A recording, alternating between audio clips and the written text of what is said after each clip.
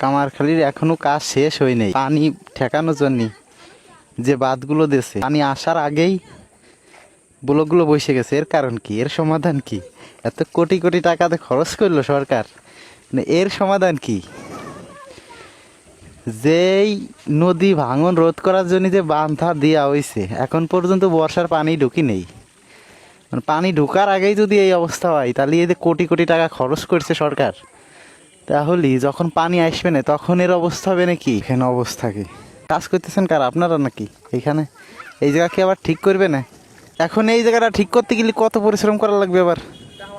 এই কাজ তো শেষ, এই টেন্ডার তো শেষ, আবার টেন্ডার দিবি তারপরে। যদি টেন্ডার না দেয় তাহলে তো আর সইছে। হ্যাঁ, তো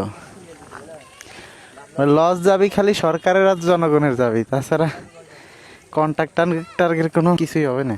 যে ওইখানে একটা দাবি একেবারে ভিতরে চলে গেছে, আমি এবার উঠলি পারে কি আমার নিয়ে দাবি দেবেন নাকি?